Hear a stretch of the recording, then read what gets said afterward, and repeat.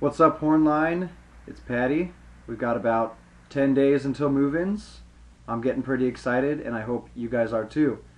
I'm here to talk to you today about a few things you're going to need to bring on tour as a member of the Hornline. I've got a little list here, so I'll go ahead and jump right in. First and foremost, don't forget to bring your mouthpiece. You would be surprised. So please, please, please don't forget that. Next is your PVC tube that you're going to need for breathing exercises. That's important as well. You're going to want to bring, if you don't already have, a black hand towel about this big. That way we all look the same when we need to set our horns down on hard surfaces like concrete. They won't always be used, but like I just said, hard surfaces, these are going to be important so we can protect the instruments. Make sure that you've got good rehearsal gloves to use. If you're using cloth, then bring about 6 to 8 pairs if you can find that many. If not, another option would be going to Walmart. Look in the sports section and you can find batting gloves. Rawling makes some. Those are the ones I've used in the past, and those last a lot longer than these cloth gloves. They'll last you about 2.5 weeks on tour. They get a little dirty, but they won't rip and tear as easily as cloth gloves do. So that's up to you. Make sure you bring your drill binder. Obviously, you're going to need a lot of page protectors for that so that you can fit in all the different sheets of drill. Along with that, make sure you bring at least 3 or 4 different colors of highlighter. And that's for highlighting different areas on the drill sheet. For example, 50-yard line gets one color, the hash marks get another color, your section gets yet another color, and then your spot gets one final color. Jason covered this in his most recent video, so you can go back and watch that again. He explains that in more detail than I do. Make sure you bring your dot book. I don't know if I said that already. Bring your dot book. That's your Bible. You are not allowed on the rehearsal field without a dot book, so you need that. I made a post a couple weeks ago about where to find dot books and what types there are. So please look back at that if you have not already seen that. Next, I want to talk about a few maintenance items you'll need to bring to keep your horn working properly and looking nice and pretty, because we want to be spectacular in all regards. First, you want to make sure you have your own valve oil. You're probably going to need this every day, so don't rely on a friend to borrow that. You also need slide grease for your tuning slide and for all your different valve slides. This is important to keep those working, so make sure you have your own stash of both of these things. Check your local music shop, they're bound to have them there. Next is this stuff called Wright's Silver Cream. There's another brand called Wyman's Silver Cream. It looks about the same as this little tub with a blue lid. This is good for polishing the lacquer on your horn.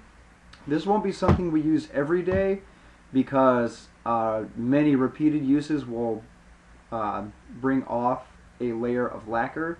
So just don't use it too often. Sorry, getting over a cold. This can be found in the cleaning supply section of Walmart. And right next to this, when I went shopping for this, is where I found this stuff, Brasso. This is going to be for cleaning some gunk off of your tuning slides. This is not, I repeat, not to be used on the silver lacquer of your instrument. It will tear that off. So do not use this on the silver lacquer. If you've never used Brasso before, I suggest waiting until we get to tour for a vet to show you how to use it, because it is pretty potent stuff. Just be careful with that. Let's see what's next. Make sure you've got a cleaning snake. This is so you can get into all the tubes of your instrument and clean out the gunk from there. If you can find one of these, this is a brush for the inside of your valve casings once you unscrew them. This is good for getting the gunk out of there. And finally, for brushes, make sure you've got a mouthpiece brush, because your mouthpiece is something that touches your face every day, and you want to keep your lips healthy, you want to keep your face working, so your mouthpiece has to be kept clean. Get a brush, great for cleaning out the inside of your mouthpiece. Muy importante. And then make sure you've got a few wipes or something, some sort of cloth to be able to either wipe off the silver cream or just in general wipe off smudges you might see. For the brasso, you can use something like an old white t-shirt to wipe that stuff off. Keep that separate from what you use to wipe down your actual horn. Again, brasso, really potent. Keep that away from the lacquer. Let's see, what was I going to say next? Oh, we'll have a little tutorial about how to clean the horn at the start of move-ins. So if you don't know how to use all this stuff, that's fine. We'll go over it at move-ins. Just make sure that you bring all of those items. Oh, one last thing I left out here. These are called connoisseur wipes. You can find these at Walmart in the jewelry section, and they're this little red curved case. These are some magical little wipes. If you see a little fingerprint or a smudge on your horn that you realize you missed, maybe with the silver polish, put a little elbow grease in, and this will wipe it right off. That about does it for stuff to bring for the horn. I'm going to talk a little bit about clothing to bring. Here's what you need. You need at least one black shirt. You're going to need a few white t-shirts. And those all need to be plain black, plain white. Make sure you've got your section shorts. Make sure you've got a pair of black shorts that you can use, because sometimes we'll use those during ensemble block. Now, if your black shorts look like this and they've got some white patterning on it, that's totally fine. Those will work for black shorts. You need to bring Under Armour slash compression shirt, compression shorts. You're going to need those for underneath the uniform. The Corps is going to give you one free compression shirt that says Colts 2014 member on the front. That's what's called your member shirt. But that is all you get from the Corps. You're going to need to bring the rest. And depending on how many shows we have between laundry stops, I'd say bring about 8 to 10 of each of those things, maybe 6 to 10, somewhere between there.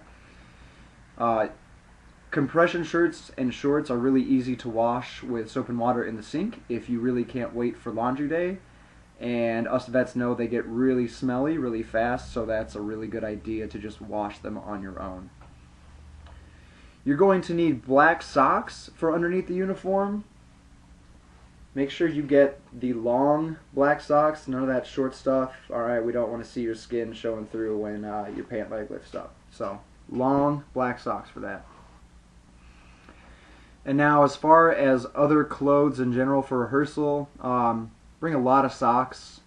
I bring like 18 to 20 pairs every year with me, because there are going to be days where you go through more than one pair of socks.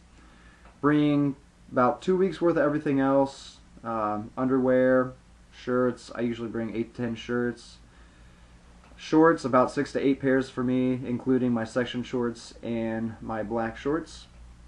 And then finally, running shoes are going to be okay for us in the Hornline. We just do a lot of forward and backwards marching, not a lot of crab step stuff like the drumline does. So we're fine with running shoes. Just make sure you have more than one pair, because we're going to be outside in the rain, in the mud, and one of your pairs is going to get dirty, and you don't want to deal with that when we still have a whole rest of the day to go. Bring another pair, bring a clean pair. You're going to be thankful that you did. So that about does it for me with everything I needed for this video. If you've got any questions, let me know. Shoot me a message, text, anything. And I'm looking forward to seeing you guys at move-ins. So, see you guys then.